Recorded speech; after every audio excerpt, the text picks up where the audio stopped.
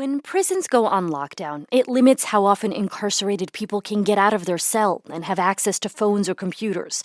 Lockdowns during the holidays means it could be even more difficult to connect with family and loved ones.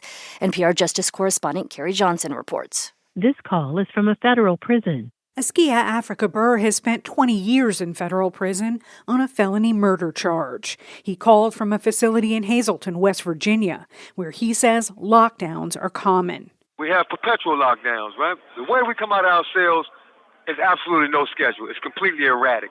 We spoke a few weeks before Christmas, in between lockdowns, when he predicted it would be another bleak holiday behind bars. Last year we wasn't out to use the telephones. The year before that, we wasn't out to use the telephones during the Christmas holidays, and I'm certain the same is going to happen now. Advocates for prisoners and their families say they rarely get an official explanation for the lockdowns, but there seem to be a couple of common reasons. Sometimes it's because of a violent incident, either between inmates or involving a corrections officer, where the whole unit or the whole prison gets punished. The other common reason for lockdowns is shortage of staff. That's Pam Bailey. She runs a nonprofit website called More Than Our Crimes and works closely with people in prison. Her co-founder is in Coleman Federal Prison in Florida, where he's been living through an extended lockdown this year. They're staying in a cell the size of a bathroom. So try to picture this, 2 adult men in a cell the size of a bathroom with the toilet in, During lockdowns, inmates cannot go to classes or make phone calls home. This might be hard for people to understand, but when you're in prison, having a reliable schedule is very important for mental health. Lockdowns have been used for years across federal and state prisons and jails in dangerous situations, but experts say now they're being used for extended periods, sometimes for weeks or months on end.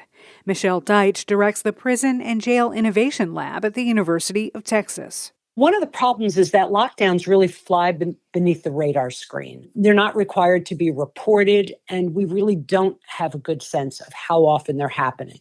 The Federal Bureau of Prisons did not answer a question about how often lockdowns occur, but a spokesman said wardens at each federal facility have authority to order temporary security procedures to ensure the safety of people who live and work there. Askia Africa Burr, the prisoner from D.C. who's incarcerated in West Virginia, says dozens of men in his unit share 5 phones and 5 computers. When they're released from lockdowns, there's a race to get there first.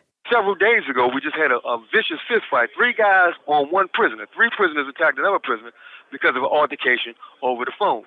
He says the lack of contact hurts families, especially during the holidays. Families like Shauna Chandler's.